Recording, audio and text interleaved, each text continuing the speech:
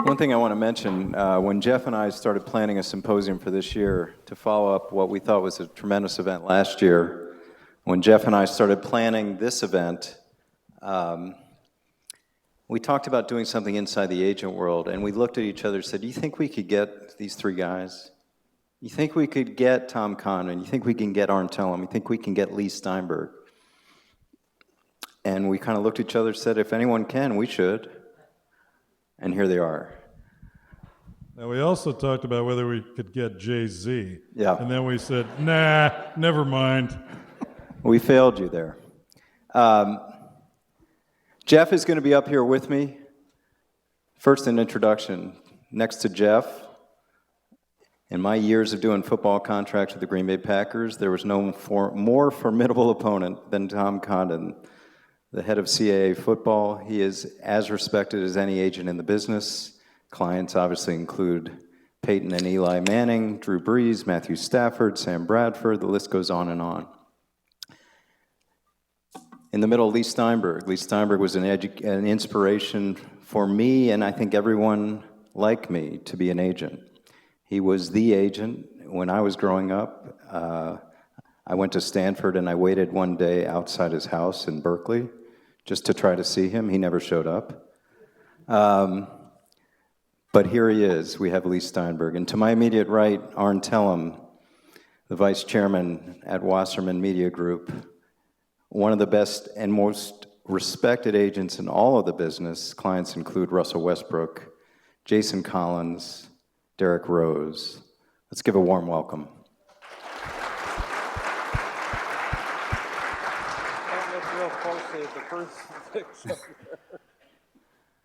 Where to begin? Tom, I'll start with you. You've seen the agent business from the player point of view, strong union point of view, being a counsel and consigliere to Gene Upshaw, the head of the NFL Players Union for 25 years, and now as an agent representing clients of all ages, all positions, and now with CAA. How has it changed? What challenges do you have now that maybe you didn't have in the past, and where do you see it going? Well, certainly some of the changes have been just the explosion in popularity and significance of the National Football League. When I started the business 25 years ago, the athletes were just that, athletes. The compensation was such that I think most Americans could relate to them. And since that time, as I tried to follow the trends, it seemed to me that certainly dealing with the quarterbacks and some of the high-profile skill position athletes, that there wasn't any question that they were more than just athletes, they were celebrities. And so after 15 years with IMG, which was terrific because they allowed me the opportunity to have the funding for our training programs and for the marketing, the next step was CAA, the number one talent agency in the country. So I thought if the players are truly celebrities, if we continue to move in that direction, then we ought to have the number one talent agency representing them. Do you see that more as a trend? And we have Arn from Wasserman. Is that the way the business is going? Conglomeration, centralization? Well, it certainly seems so. William Morris purchasing IMG, it'd be hard to believe that they don't get back into the team sport business again.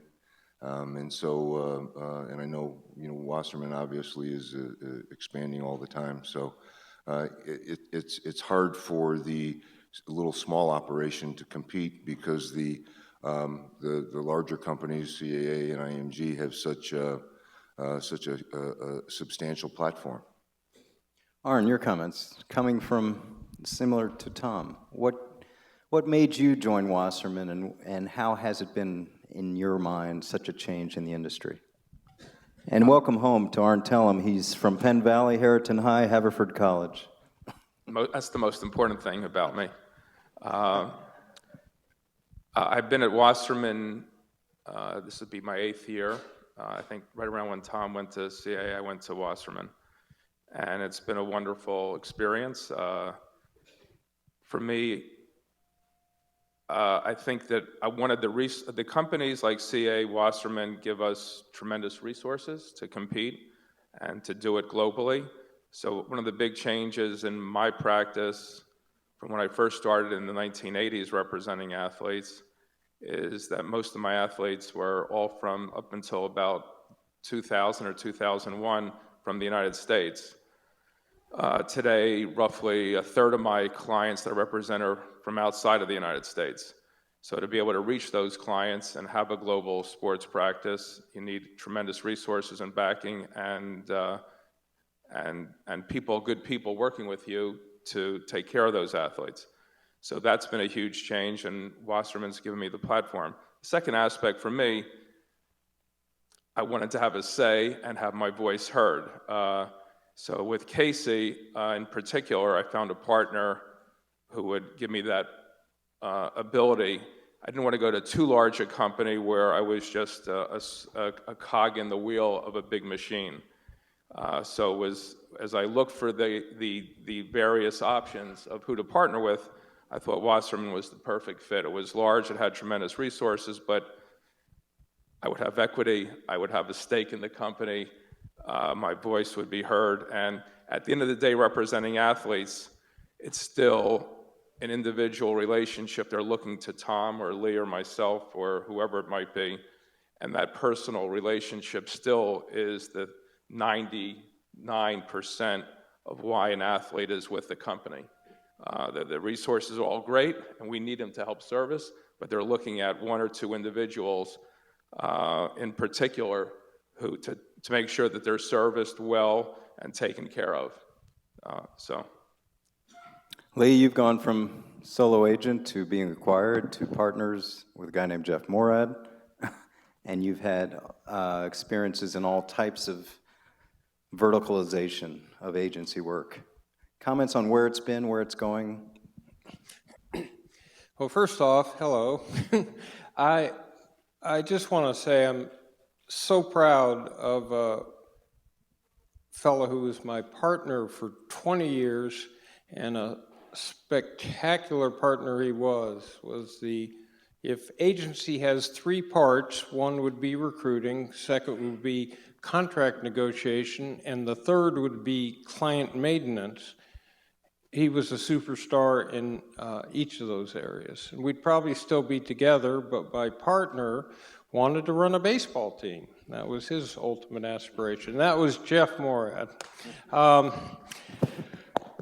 Thanks, Leigh. Well, we were Steinberg and Moorad forever.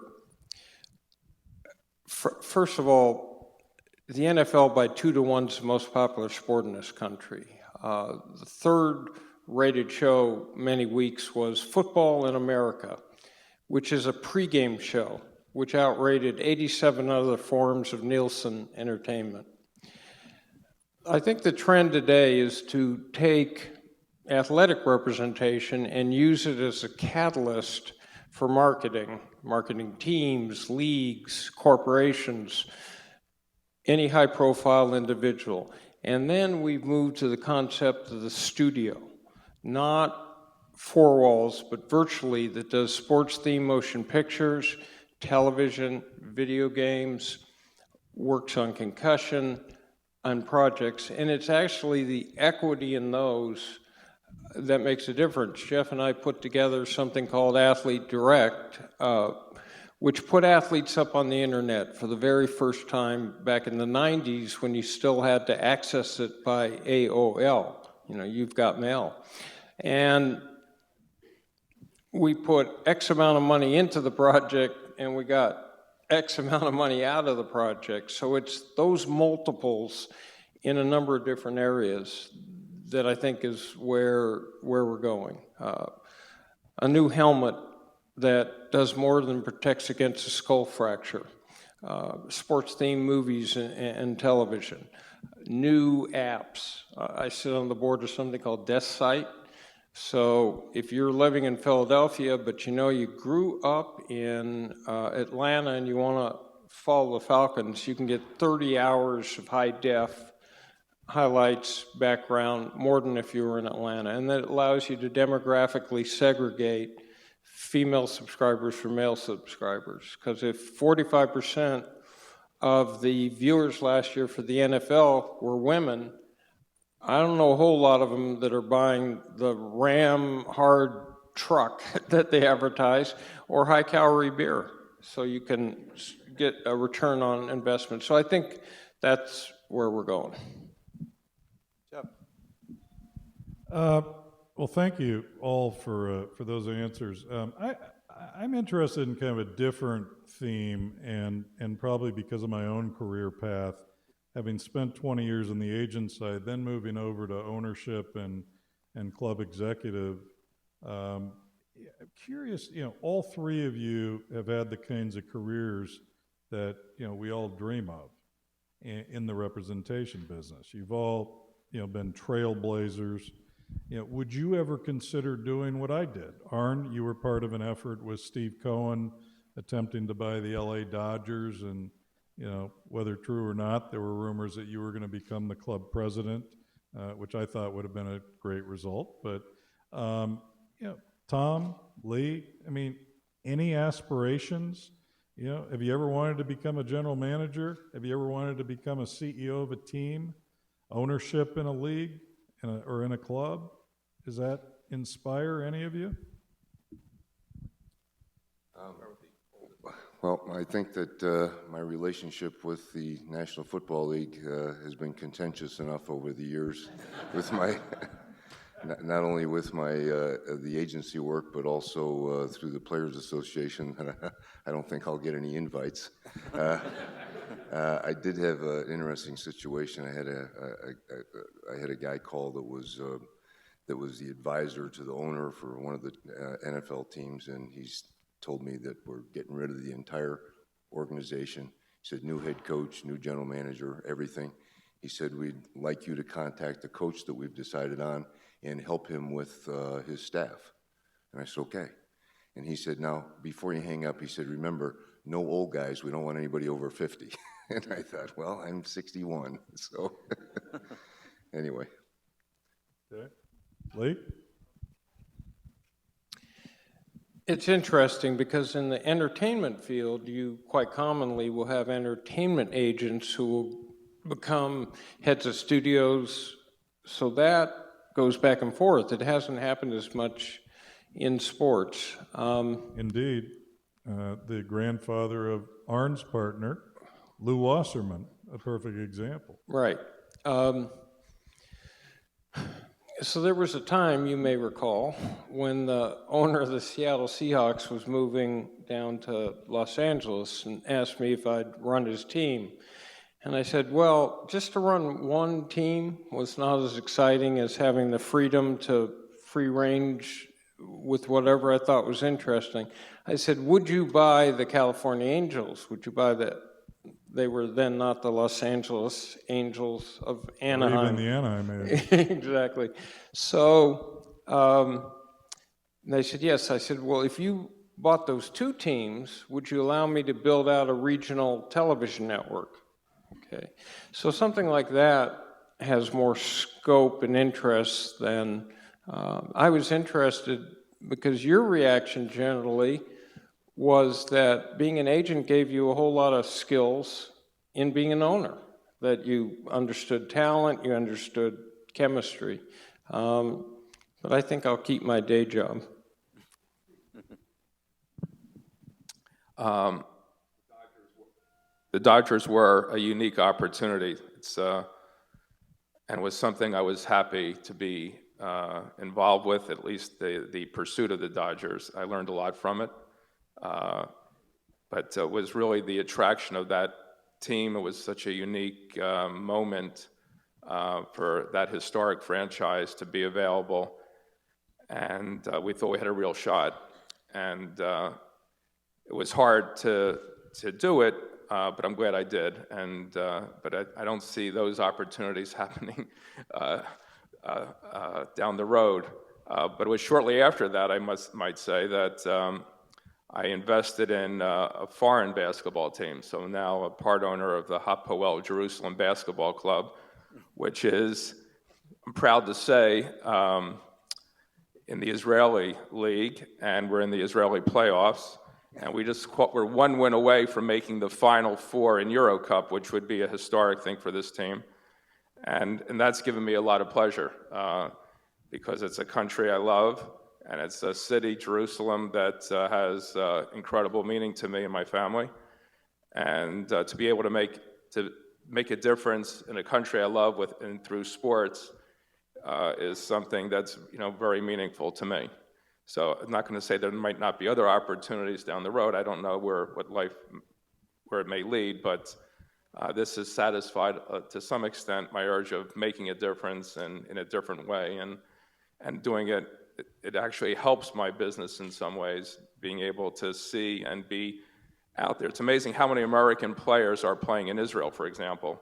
So there's roughly 5 Americans on our team. Any of them clients? No clients yet. There was actually had a player from Penn, University of Pennsylvania, Zach Rosen, who started the season on our team as a backup point guard, and he then moved on to another team. And one of the funny signs at the first game, there was a Hasidic rabbi holding up a sign, "We are the Rosen people," which I got a big kick out of. Only in Israel. It is amazing, because everyone thinks of the NBA and sports, but to me, the 2 most global sports in the NFL, clearly in the United States, is by far the behemoth and the most successful sport. But when you leave the United States, obviously soccer is truly the most global sport, and basketball, of all the the traditional American sports, is gaining in popularity. And I think it's, to me, the second most global sport. And then some places like China may have surpassed soccer. And in parts of Europe, it's clearly soccer may be 1 through 10 as far as popularity, but basketball is really gaining traction. And I think as we go forward, given the demographics of basketball, I think it's really going to make it's going to continue to grow much faster than the other American sports abroad. And it's really, for me, having that interest in the team, be able to see it and be part of it and shape its growth is something I really enjoy.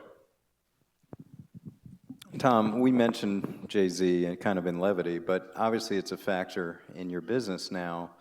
A couple things. So do you see it as a big, formidable challenge going forward that he's in the business and signing up star players? And I believe you have some kind of loose relationship there. And along those lines, with CAA so much in entertainment, representing Tom Hanks, Tom Cruise, movies, directors, producers, is that part of your pitch? Is the whole merging of entertainment and sports really what you're selling right now? It's a good part of it. I mean, it depends certainly on the player. At the corporate level, Jay-Z and Rock Nation have done a deal with CAA Sports, and it's been pretty good so far. We're still ironing out the communication part of it, but nevertheless, he certainly is a tremendously recognized figure and respected in the business community as well as the music industry. And so, they have players that are routinely now just calling them for help either in marketing or in some of their other areas. So they're another resource for us. So a contract, say like a Victor Cruz, you negotiate the contract, Jay-Z is handling the marketing, is that?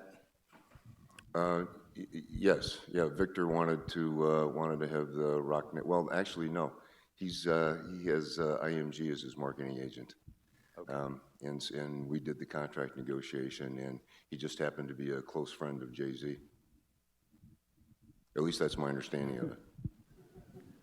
Leigh, what do you think of that world?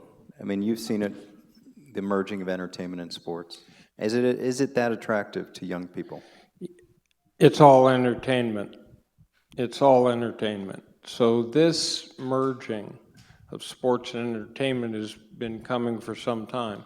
And I think the real interest ultimately is to own a piece of a syndicated television show, a runaway hit sports movie, a bundling for endorsements. The actual business, for example, of football representation at the rookie level is dramatically changed. The agent has the responsibility to pay for training, and with a 3% fee cap and the inability to really do much with a rookie contract, becomes a much more problematic business. It's carrying those players till the second contract. I think that this merger, we've had rappers before who've come into the field, and to the extent that Jay-Z can relate and bring out the best in young people, I say more power to him. It's always been the thing. There's 32 picks in the first round in football. There's many picks in every sport. There's certainly enough athletes for a whole lot of point of view. Our point of view was always the athlete as a role model, retracing their roots, making a difference at the high school level by setting up a scholarship fund, collegiate level doing something similar, and at the pro level doing programs. Well, Warwick Dunn just put the 131st single mother into the first home she'll ever own by making down payments and then having Home Depot outfit it. So it's to stimulate that in athletes. It's to try to make a meaningful difference in the world. So we have a Sporting Green Alliance where we've taken sustainable technology in wind, solar, recycling, resurfacing, and water to stadium, arena, and practice fields to drop carbon emissions and energy costs and transform them into educational platforms so the millions of fans that come to games can see a waterless urinal, can see a solar panel, and think about how to integrate that into their homes and businesses. And you could have green superheroes fighting for the environment, and it's Saturday morning cartoon shows and comic books and green sponsors, but the whole concept of the profile of these players triggers imitative behavior. So when I had Lennox Lewis cut a public service announcement that said, real men don't hit women, it could do more to influence rebellious adolescents' attitudes towards domestic violence than 100 authority figures ever could. So I also think that bundling effect gives power. We can change the world through not preaching, but having athletes send out a good message. Arn, how do you leverage Wasserman's involvement in so many areas with your basketball practice? Well, we have partners throughout the world, so that's the first thing. We have great resources. I mean, people resources, first off and foremost. So for basketball, we have partners in Spain, Belgrade, Lithuania, Africa, South America. So that gives me tremendous reach because I'm not doing it all myself.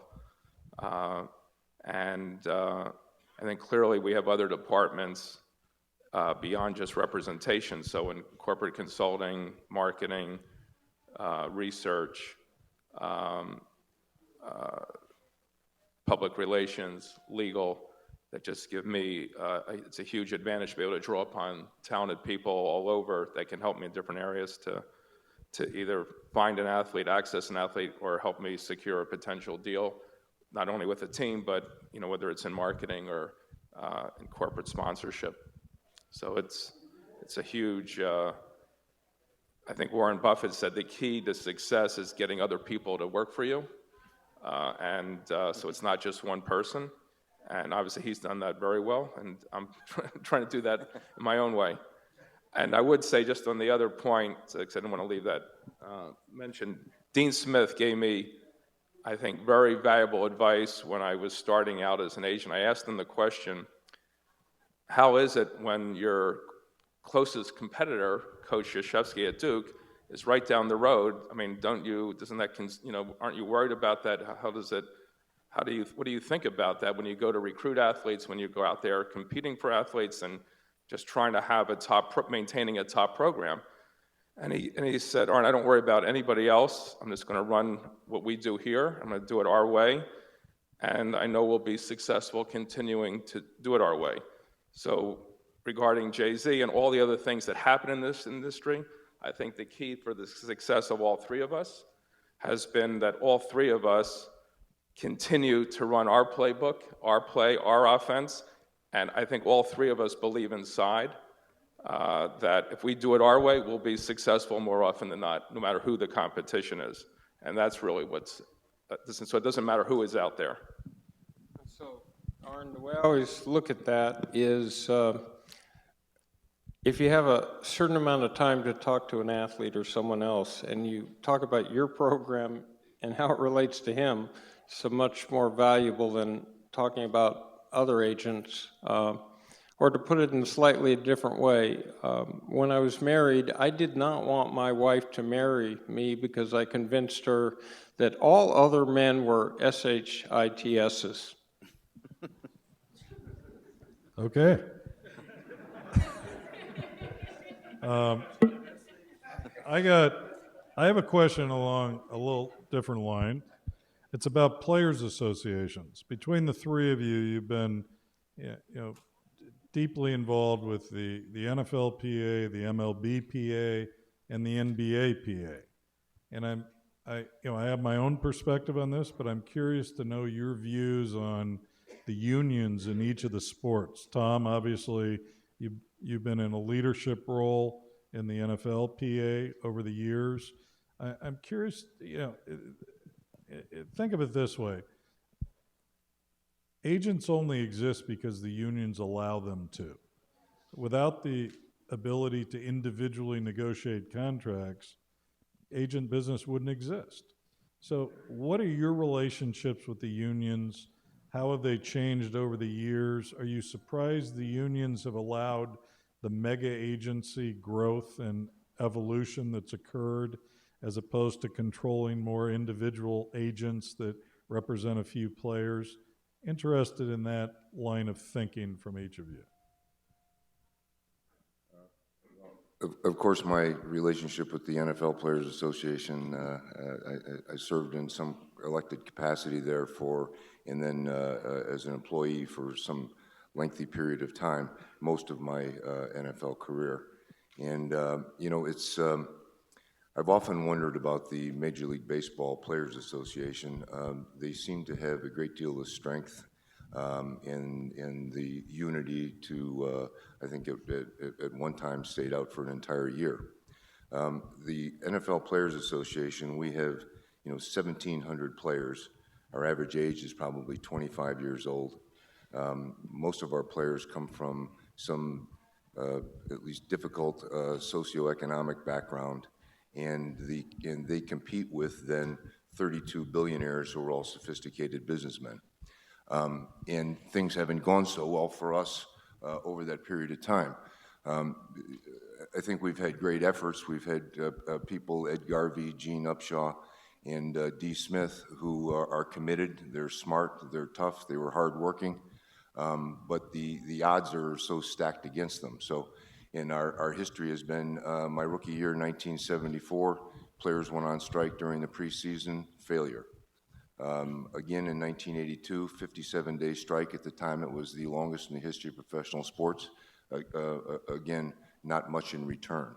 1987, a strike again, which failed.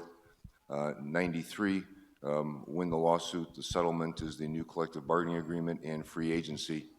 And then, of course, we just had the lockout here 3 years ago, and didn't go well for the players again.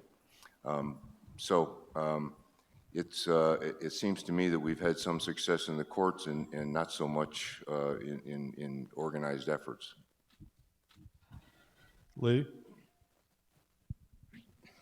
I think that agents have an easier task in dealing one-on-one with owners than when it comes to collective bargaining and the owners form a circle and speak with one voice. The essence of being able to be a union is the ability to win a strike, because it's that power that allows a rough sense of equity in bargaining positions. Don't confuse football players with the advance guard of the Bolshevik Workers' Party, okay? These are not the great strikers of the 20th century. They get paid over 17 weeks and then short playing careers. So when they had the 87 strike, Joe Montana, Tony Dorsett, Howie Long, the biggest players in the game crossed the picket lines. And if you don't have that power, it's sort of tough to do it. The players in football have been very successful in court. Now in baseball, because they can sustain a strike, and part of it is because it's a long season, the players are around each other, they pass the heritage down to the younger players, they can do a little bit better. There's an inherent conflict between the charge of unions, which is to do the best for the most members, and some of our practices, which have been superstars, because the superstars want freedom, basically.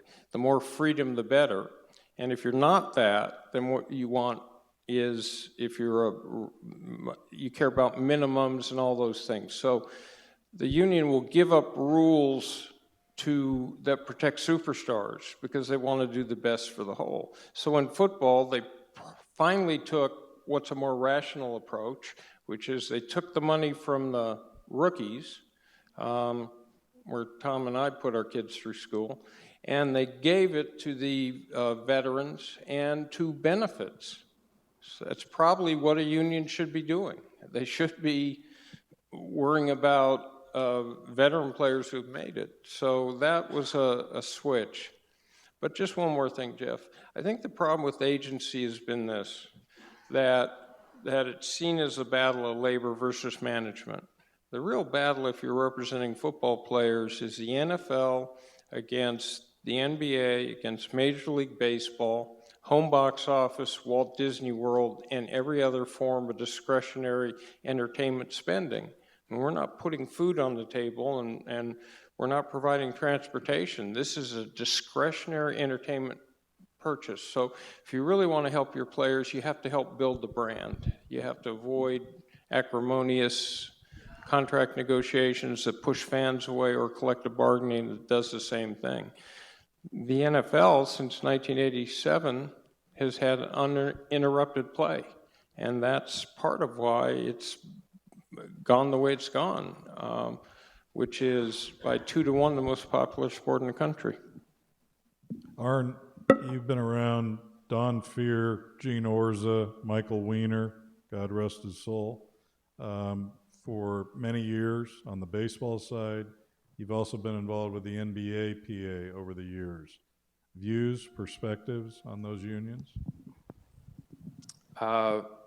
There's a world of difference. To me, there's only one successful union, and that's the baseball union. And I think Leigh hit a little bit on it, why they're so successful. First, it starts with they've had tremendous leadership. So starting with Marvin Miller and Don and Mike, and now Tony Clark, who I think will be just as effective in a different way and style, but just as effective. They've had tremendous leadership. And they also have, the baseball players have bought into truly acting collectively, knowing that ultimately, if you can act collectively, there is greater power that way. And there's a history they buy into from the time they come in of sacrifice for the next generation. And no union does a better job of educating the players than the baseball union of what's at stake. In basketball, they really haven't had an effective leader since Larry Fleischer stepped down, which was like in 1987 or 1988. And they've had, tragically, I think, really poor leadership. And so it starts there. But the players have to take ownership too and recognize that. It just can't all be blamed on the leadership. So it's on their shoulders as well. And they're going through a search now. And the criteria really for this search, I think, is not clear. I think the players are confused of what type of candidate would be best for this job. But clearly, It starts with you need a leader who can motivate and inspire the players to understand what's at stake here, and you have to tell them the truth. I don't think they've really been told the truth as far as the economics and what's really the issues and how it affects them for many years now. So you need that. And the second thing is you need someone to understand that 99% of this job is about one issue, collective bargaining. All these other things, there's this message that's been out there among the players. It's about growing the pie. We should be working together with the league to grow the pie. That's a false premise. The league is growing the pie. It's ticket sales, it's media. The league is growing the pie. It's about the players getting their fair share of the pie. It's not about them helping the league to grow the pie. So they don't seem to understand that's really the issue, and that's through collective bargaining. All their rights come from that one agreement. It's not to say that there aren't areas where the players and the league can't cooperate together when it's in their both mutual interests, and they should. And it's not to say that the union shouldn't try to become more economically self-sufficient. It should.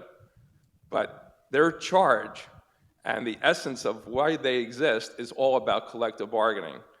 And they failed there. They have failed there over the last, what they have lost, they don't have free agency.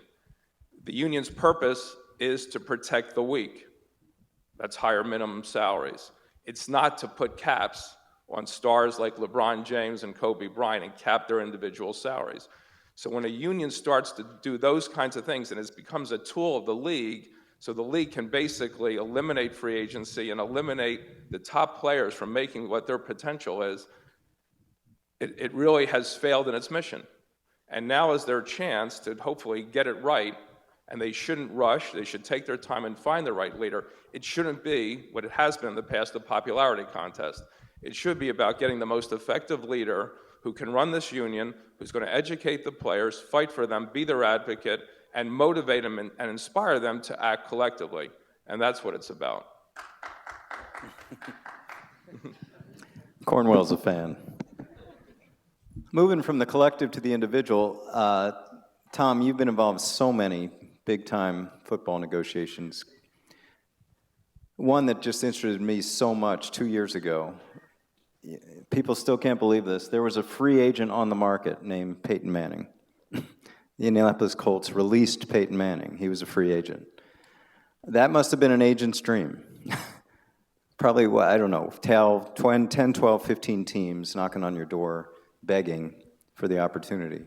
Take us inside that in whatever way you can. Since the inception of free agency in '93, there has never been an elite quarterback who's come onto the free agency market, and without having been substantially injured. So Drew Brees had 13 studs in his shoulder, in his throwing arm, of course. Had to sign the contract with his left hand, and so Peyton, with the 4 neck surgeries, comes on the market, and 12 teams are interested in his services. It was interesting how many. Right? Some of it I can't say, but right. 11 of the 12 went to their starting quarterback and told him, we're going to at least investigate the Peyton Manning thing. One of the teams did not. Player found out on his own and ended up being quite an ordeal. But nevertheless, Peyton was, he's a wonderful guy. It was not an agent's dream from the standpoint of, he told me that he was going to cut it down to 4 teams. I said, okay, great. I said, then we'll take the 4 and we'll look at the 4 of them and see what each one of them wants to pay, and that's what we'll do. And he said, why would we do that? And I said, well, that's the definition of free agency.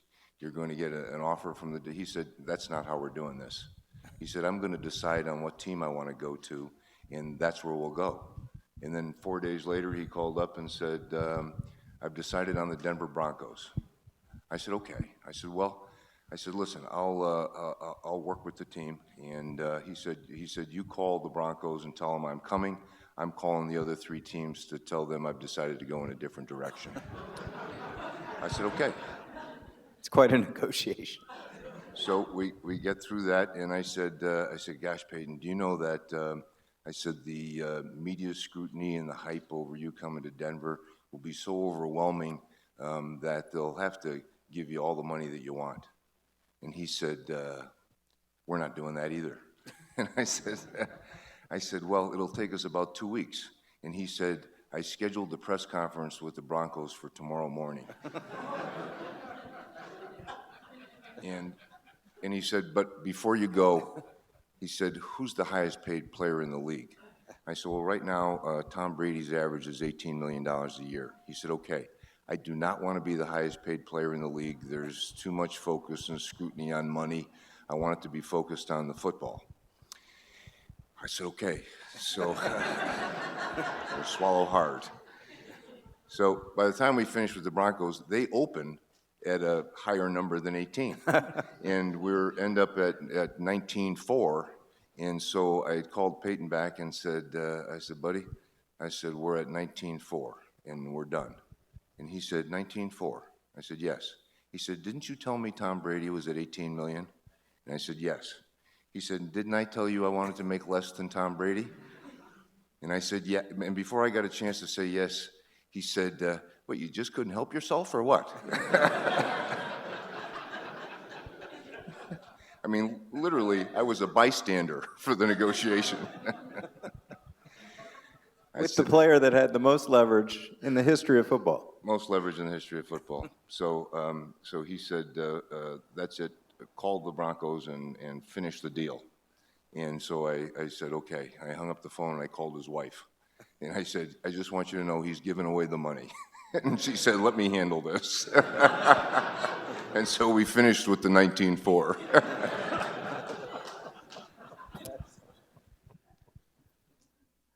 Leigh, a similar experience? I mean, you go way back with Steve Young, Troy Aikman, such trendsetters in the market. Well, I started in 1975 with the very first player in the draft, Steve Bartkowski. And he had done an interview where he said, I love football so much, I'd play for the Falcons for free. Thank you. Probably our greatest free agency ever was Warren Moon, who was up in Canada and had played 6 years there. So we timed his contract so we would have the USFL, the Canadian Football League, and the NFL all bidding against each other. There was no free agency then. So this was revolutionary. Here you had a player at the prime of his career, at the most critical position, who was handsome, well-spoken, perfect leader for a team, and had 6 years of experience. So John Elway had made $1 million a year the year before. So we just kept saying he was $1 million quarterback, Warren was. And in those situations, whose reality is going to prevail? You don't have arbitration. You don't have a judge. You have no one. So it's whose concept of what's relevant to compensation will prevail. But when you have that much leverage, it really doesn't matter. Jeff used to say in our negotiations, don't confuse me with all these arguments. It's about the numbers, okay? It's about the numbers. And really, at a certain level, there we go. So 3 different leagues. We took a tour across the country, went city by city. We get to Houston, and Bud Adams tells Warren he's going to give him an oil well. Okay. We get to New Orleans, and we're out on a boat, and John Meekum says, that building can be yours. So it got pretty crazy, and he narrowed it down to 2 teams, Seattle, where he lived, and Houston. Houston did a contract that was 80% bonus, and Seattle's was reversed. So he became the highest paid player, and went on to make the Hall of Fame and all the rest of it. The only crazier one I had was Steve Young. So when Steve Young comes out of college, it's the battle between the USFL and the NFL. And we start negotiating, and it's easy because Steve doesn't want to go to the NFL, to the USFL. He wants to go to the NFL. But they convince him that they've got John Hadel, who used to coach who coached Elway. They've got great tutors, great staff, all the rest of it. So it was easy. I just kept saying no, no, no. So we started at 7 in the morning, 9 in the morning, went all night, and I kept calling him, and he kept saying no. So eventually they get up to a figure of $42 million. Now, it's hard to believe, but that was front page news all around the country. They led Dan Rather off with it, and he went ahead and signed. Agreed. But then we got up to meet with the owner to sign the contract, and there was a big delay because we were working on language. Well, the owner was progressively imbibing more and more and more, and it was his birthday. So he was angry, and at one point he walks in the room and says, "What are you arguing about?" We said, "Guarantees." So he pulled out his wallet. He had $100 bills. He says, "Here's all the freaking guarantees you'll ever need." And ultimately, Steve ended up, so he got frustrated. So we end up upstairs in his office, and he keeps popping Steve in the chest. "I've given you more money than any athlete's ever had. You won't take it." So Steve eventually grabs his arm and says, "You do that again, I'm going to deck you." Well, they don't teach that in law school, you know. So, and then he tried to throw a chair out the window. So we ended up at 3:30 in the morning on the dark streets of San Francisco. Steve, who's a little pale Mormon kid, and myself. Now what do we do? We're just there. We have no transportation. So eventually the GM took us. But those deals, when you have many options, get interesting. Arn, if I could ask, the big story this summer, actually it was April, I believe, Jason Collins, the first openly gay athlete to come out, the big story in Sports Illustrated. You're his agent. How much involvement did you have? Did you arrange the Sports Illustrated thing? How did that work? You're not going to give Arn a good negotiation story to tell? Well, that's always welcome to tell us. All right, well, we'll hear that too. No, right? actually, what I was thinking about I would say that Jason Collins is probably the most meaningful experience that I've had, even though the contract wasn't large. So it started roughly a year ago when he told me he was gay. So it was March a year ago. How long was he a client before he told you that? I've had him his whole career, and I think it was the 2001 or 2002 draft. So, and then we discussed how he was going to do this. So yes, I had I think he turned to me for advice. He followed my advice, and I wasn't sure if I was giving him the right advice, but because the first issue was, should we announce it during last season, and I got him to wait. So that was one thing that we discussed heavily, not only with him, but also with his family. And then at the end of the season was, how was he going to do it? And I turned, of course, I'm from Philadelphia, I turned to a childhood friend at Sports Illustrated who I've known since I was 8 years old, so over 50 years. Franz Lids, who's a writer that I trust, admire, respect, and we have a code from our old neighborhood that I knew he could keep a secret.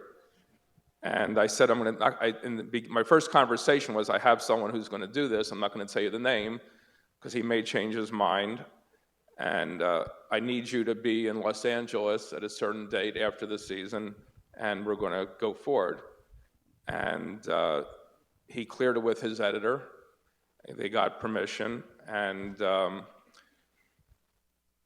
48 hours before, I met with Jason, his parents, again, his whole family, to go over what we were doing at my house. It was a very intense discussion, and getting them to believe this is the right way to do it. They said, okay. Franz came out, told him who it was, and he wrote with Jason, and I was there for the couple of the sessions when he was going through the story. I think he wrote a beautiful piece, the two of them together. And then he read the story to his parents, which was powerful. I think Jason's decision, why it's so moving to me, required immense bravery. I think he's shown everyone how to deal with prejudice. He handled it with amazing grace and class. And the next job was getting him signed, which was which took a while. I always thought it would work out, though once we got into January, I started to have doubts. But we didn't give up, and Jason remained positive and just an unbelievable client to work with. He's like a son to me. And fortunately, the Nets, he played there. He had a strong relationship with Jason Kidd. Joe Johnson, who I represent, who played with him on the Hawks, is very close to Jason. And obviously you had mature veterans like Kevin Garnett and Paul Pierce who had played with him briefly in Boston. So the circumstances were all right. They had strong leadership, great veterans, a coach that liked him a lot and respected him. And it couldn't have been a better situation. And telling him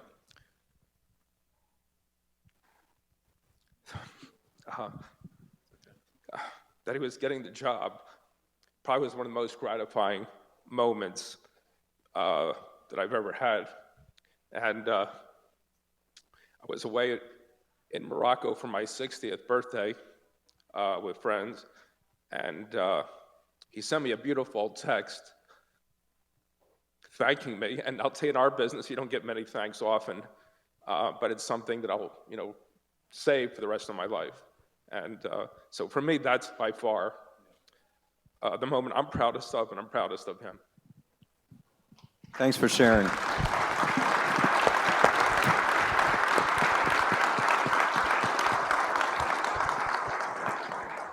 Thanks, Aaron. That's a great story. And sorry I teased you about not telling a negotiation story. That was much better. I have one last question, and it's more about kind of the future of the agent business. All of you have practiced at the highest level in your particular sports. I'm curious to know, is there a future for the smaller practices? Is there a future for how does somebody break into the business? I mean, you don't have to give long answers, but I'm just curious to know, where do you start? I mean, we see where it ends. We see where you evolve to, but where do you start? Is there room for law students? Is there a room for young lawyers? Is there a room for MBAs in the business? Where would you go if you were, you've each had your own unique path. Arn is a young partner to Steve Greenberg, Leigh, dorm counselor to Steve Bartkowski, Tom played in the NFL, became involved with the union. It's like, if you don't do any of those three, if you don't happen to have Steve Greenberg as your partner or Steve Bartkowski as a dorm counselor assignment, how do you break into this business?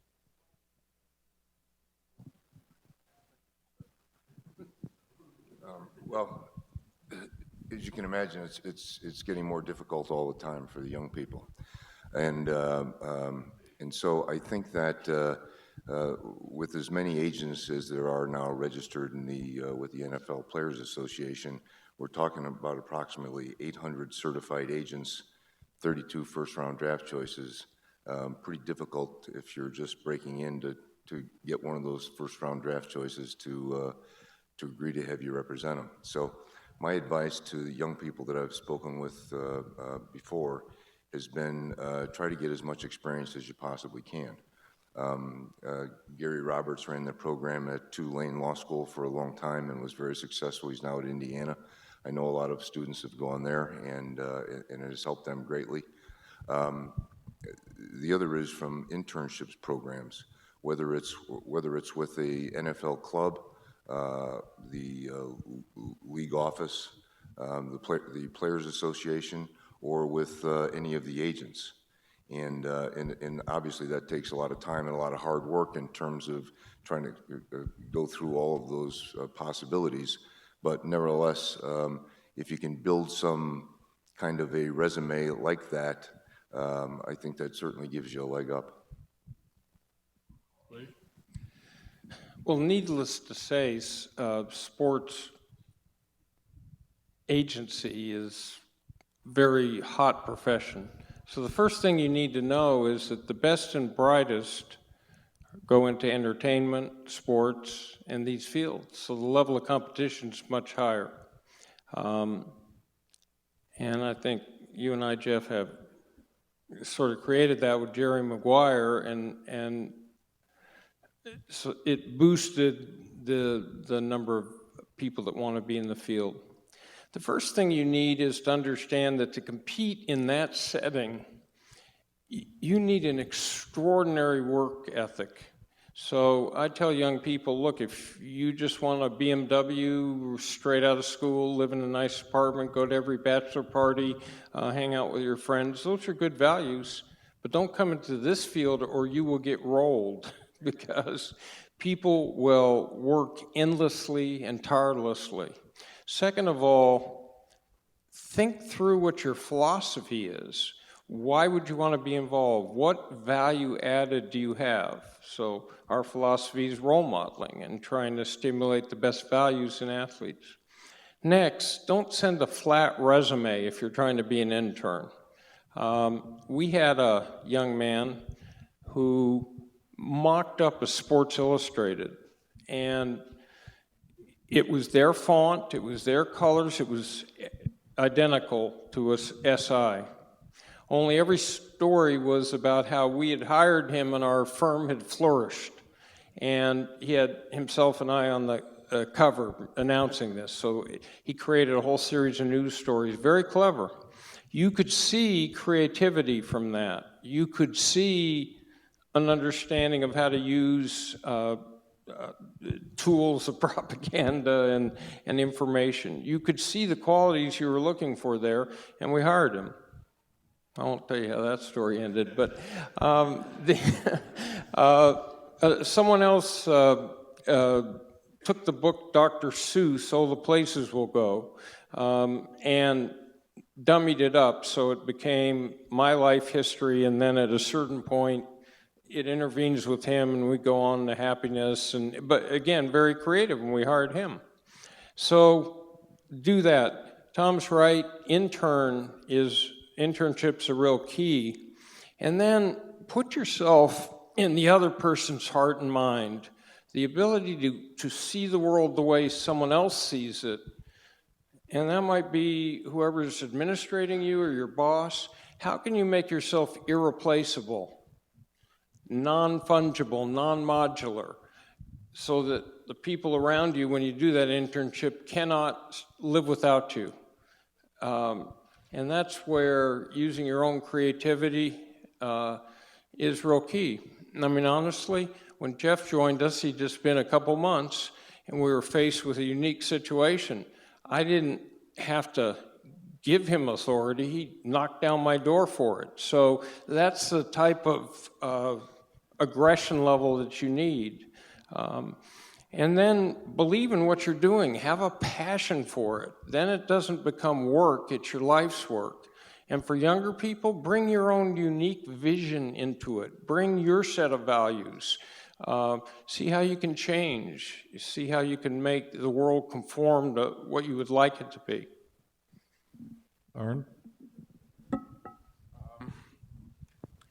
I think there's clearly room. I mean, we're all now across the 60 barrier. So hopefully there'll be opportunities for others soon, just like we started. The business, even back when we started, was incredibly competitive and difficult to get an opportunity. But I think in essence, it's still the same. It's getting to meet people and getting opportunities, hopefully working with good people. At Wasserman, and I'm sure it's the same at CA, we have a number of agents that work with me that are very good. There's probably in our baseball group 8 to 10 agents, and in our basketball group a similar amount. So there are opportunities. We hire young people, not many, but we do hire from time to time. And their backgrounds, some are, clearly if you're from Philadelphia, at Wasserman you have a preference.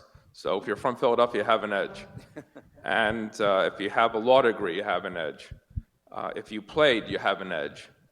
So it's not just that if you played, but if you have a law degree and you have a good work experience, that's a huge plus too. So we've seen that we try to have a diverse group of agents and people who work in our sports practice. So from people from different backgrounds, we don't want to all be the same. So we want to give opportunity and have it reflect who our clients are and the clients we're going after to represent. So it's we just hired a young attorney. One of the things I'm most proud of is now I've had 2 people who worked for me for a long time that are now general managers that have gone over to the other side. Bob Myers, who's the general manager of the Warriors, was with me as an intern coming out of UCLA, was with me for 18 years. And Neil Olshey, who worked with me for 6 or 7 years, is now the general manager of the Portland Trailblazers. And our ex-general counsel, Jason Rainey, who was with me for 5, who was being groomed to be my right-hand man, left to become the number 2 person at the Oklahoma City Thunder. So the funny thing is now the leagues are coming to take some of our best and brightest. So there are opportunities, and we're continually replenishing it. So we just hired a young female attorney out of Weill Gottschall to replace Jason, and her name's Alana Frisbee, and she's terrific, and she's incredibly bright. She can write really well. But she knows very little about sports. But she has incredible personal skills and legal skills, and that in itself is a huge value. And so we look for all types of people. And I will say one other thing. I think all 3 of us started on our own, or had some time on our own, not just in a big company. And I do believe, it's not mandatory, but I do believe there's a huge advantage in someone's success to doing this on your own at some point. Because when you have to run a business and develop it and make it succeed, and you don't have the comfort of a big company behind you, you learn a lot of skills that are critical to your survival. And it becomes it teaches you how to deal and make it, and without any support system. And that is a critical skill in life and especially in this business. And I think all of us have that, and that's one of the reasons we've lasted. I agree completely. To that point, when I started, my office was my parents' card room in our family house. My secretary was me. Who typed the letters was me. They had a thing for you younger people called a typewriter. Yes. So, and if you called me on the phone and I was already talking, there was a busy signal. Again, you won't remember that. And there were no recorders at that point. So, and we used rolls of quarters to go into phone booths, and maybe hit our number. But it was very different. But the point is true. One of the things you learn is low fixed overhead, right, and high profitability. So you really do learn those skills. I agree with Arn. Tom Condon, Leigh Steinberg, Arn Tellem. That was great.